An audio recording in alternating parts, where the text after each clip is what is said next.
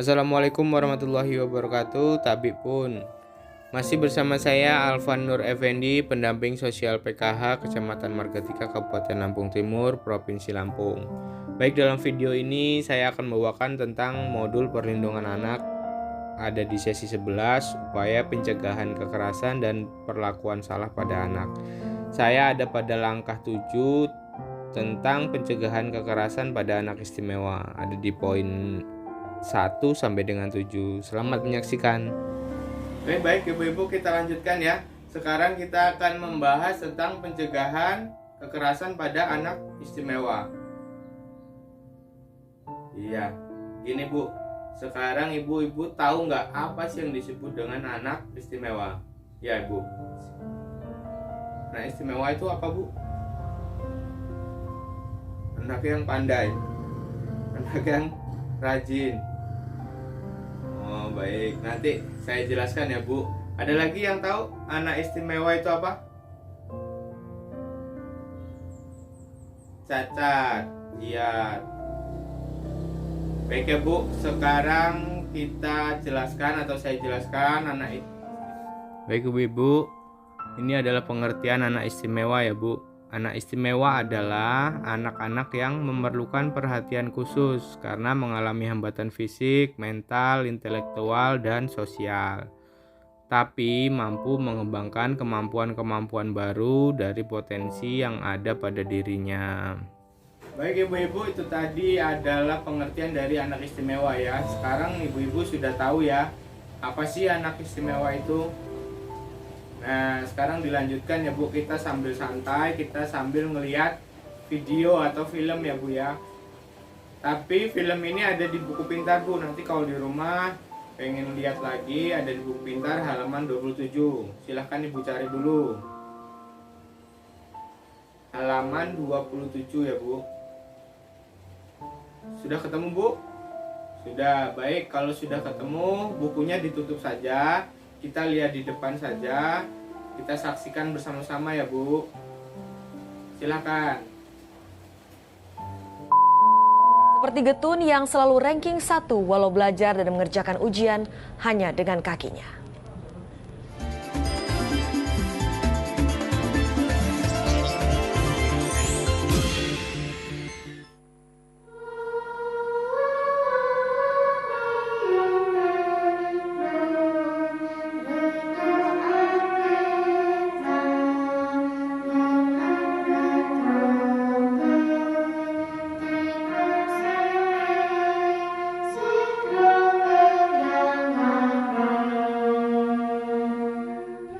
Getun Triaena, siswa kelas 5 SD Negeri 1 Celapar, Banjarnegara, Jawa Tengah, telah mahir menyanyikan sejumlah lagu dengan iringan organ.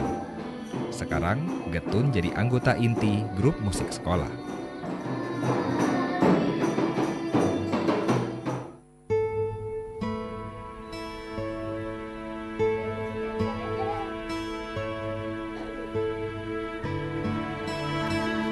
Inilah kegiatan harian Getun, anak ketiga pasangan Suwandi, seorang buruh tani, dan Sarinem, penjual kue.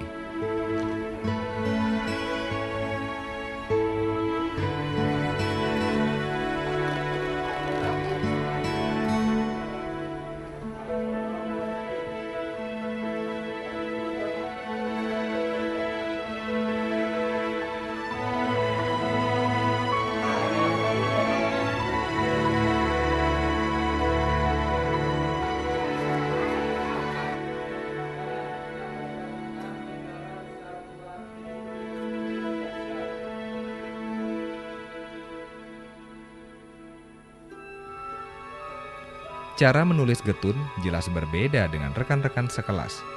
Bukan berarti Getun sulit meraih prestasi. Kelas 1 ranking 1, kelas 2 ranking 1, kelas 3 ranking 2, kelas 4 semester 1 ranking 1, semester 2 ranking 2. Bagi teman-teman di sekolah, Getun telah menjadi inspirasi. Baik, nggak pernah menyerah, pintar, nggak pernah ngajakin temannya. Walaupun secara fisik dia mengalami kekurangan, tapi dalam kegiatan pembelajaran sehari-hari dia juga bisa mengikuti secara normal, dalam arti dalam kapasitas kemampuannya, nilai-nilai hariannya dia termasuk papan atas di kelasnya. Bahkan untuk tahun-tahun lalu dia bisa ranking 1 di kelas. Kegigihan Getun yang lahir bulan Mei 2002 terlihat bukan hanya di sekolah. Di rumah, Getun juga pantang dibantu.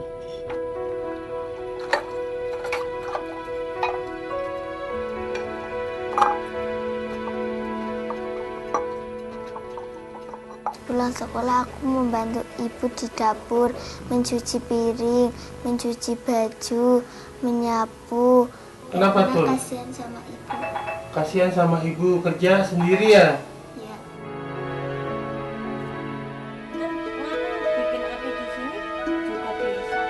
Hampir semua hal bisa dilakukan Getun secara mandiri.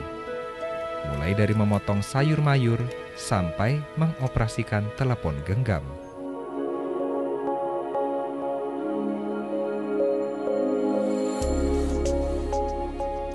Getun lahir tanpa kedua tangan. Sang bunda Sarinem kaget saat pertama kali melihat si buah hati. Dalam bahasa Jawa, Getun berarti menyesal. Saya waktu melahirkan Getun, saya langsung kaget.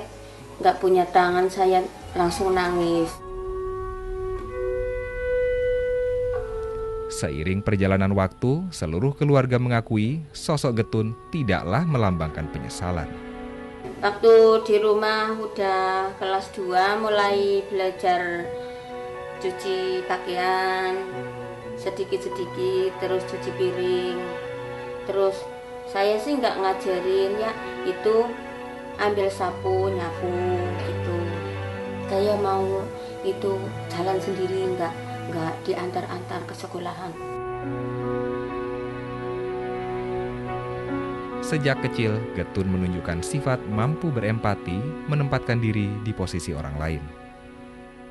Kalau waktu kecil itu masih digendong, kan udah jalan, kan saya gendong. Ada anak kecil bilang, ih Getun nggak punya tangan. Mak, itu anak kok bilang nggak punya tangan. Ya kalau itu anak yang nggak punya tangan gimana ya Bu gitu. Getun berharap bisa mengecap pendidikan hingga perguruan tinggi, sambil terus berdendang. Nggak punya tangan tapi nggak menyerah. Ulane ma ewu, winangku ing samudra, rakyat sagung suki seni adiluhung. Baik ibu-ibu, gimana filmnya tadi? Iya, siapa Bu tadi filmnya Bu? Getun ya Bu ya? Iya benar. Nah sekarang silakan ibu-ibu berkomentar tentang film itu tadi. Silakan Bu Susi, komentarnya. Sedih. Ibu sedih ya? Sama Bu. Ada lagi? Baik, ibu-ibu tadi setelah menonton film Si Getun, apa sih potensi yang dimiliki oleh Si Getun? Ibu-ibu tahu nggak potensi itu apa? Potensi itu kayak apa ya? Mungkin kayak bakat lah ya, bakat yang belum disalurkan mungkin. Atau bisa juga kemampuan dasar yang bisa dikembangkan. Ya baik ibu-ibu, apa sih potensi dari Si Getun tadi Bu? Ya. Oh iya, walaupun keterbatasan, Si Getun bisa melaksanakan kegiatan sehari-hari ya Bu, bisa sekolah, masih bisa menulis, masih bisa main piano dan sebagainya ya. Ya Ibu benar. Nah di sekitaran ibu-ibu nih di rumah, ada nggak sih yang seperti Getun Bu? Ayo siapa ibu yang di belakang? Ada ya Bu ya?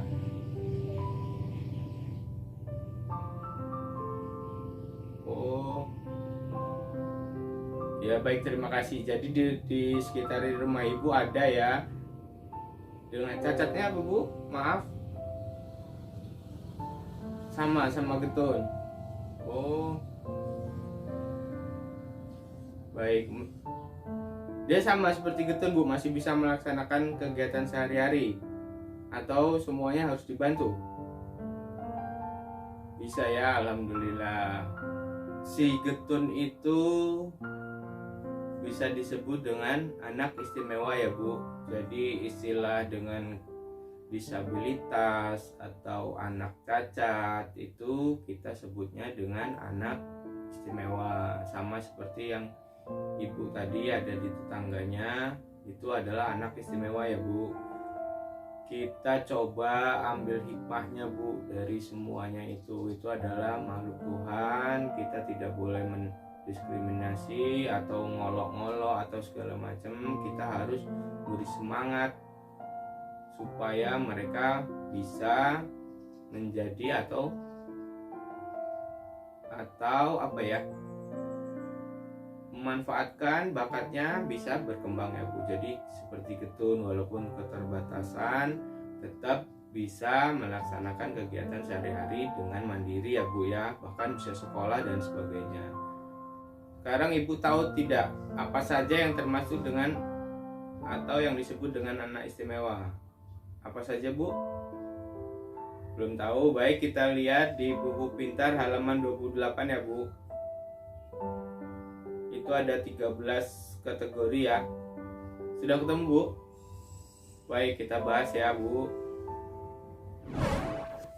Baik Ibu-ibu, ini adalah 10 pengelompokan anak istimewa ya Bu. Ini menurut Permendiknas nomor 70 tahun 2009 pasal 3 ayat 2 ya Bu. Yang pertama itu adalah tunanetra. Tunanetra itu tidak bisa melihat ya Bu ya. Yang kedua adalah tunarungu. Tunarungu tidak bisa mendengar. Tunawicara ini adalah tidak bisa bicara ya Bu. Kalau tunagrahita itu dia seperti berpikir atau belajarnya itu lebih lambat ya Bu. Jadi kalau diajarin nggak nangkep nih. Kalau tunadaksa itu biasanya gangguan gerak atau itu bisa jadi bawaan, kecelakaan atau akibat dari polio Bu, kayak lumpuh gitu Bu. Kalau tunalaras itu sama juga tidak bisa menyesuaikan diri. Jadi ada yang bermasalah nih di lingkungannya, jadi dia susah beradaptasi ya Bu ya.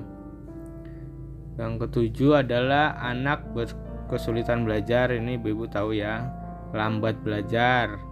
Yang kesembilan adalah mengalami spektrum autisma. Ini yang kita sering sebut dengan autis ya Bu ya. Ini sering individuali atau sendiri Bu, jadi tidak mengindahkan apa yang terjadi di sekelilingnya.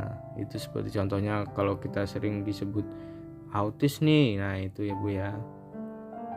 Yang 7 adalah yang ke-10 adalah memiliki gangguan motorik. Nah motorik ini adalah penggerak ya, kayak saraf segala macam gitu, tangan atau apa-apa yang tidak bisa digerakkan ya Bu ya. Yang 11 menjadi korban penyalahgunaan narkoba, obat terlarang dan zat-zat aktif lainnya. 12 memiliki kelainan lainnya ya Bu, yang lainnya. Yang 13 adalah tunaganda. Kalau tunaganda ini dari 12 atau 11 tadi itu dia memiliki 2 atau lebih ya Bu ya. Seumpamanya tunarungu, dia tunawicara juga gitu. Dia lumpuh juga, ini dimaksud dengan tunaganda.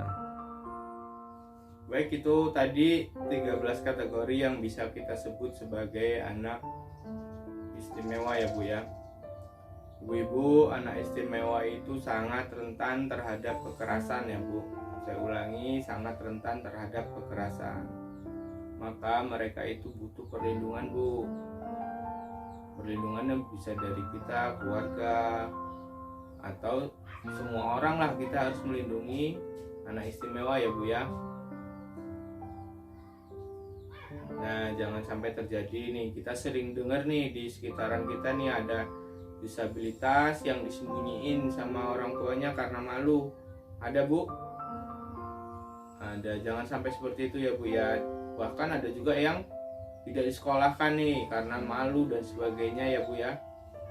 Ya saya harap, saya himbau bahwa kita tidak boleh seperti itu. Jadi semua makhluk hidup itu punya hak atau punya potensi untuk dikembangkan. Jadi kalau cuma disumputin di kamar itu tidak akan berkembang ya Bu ya.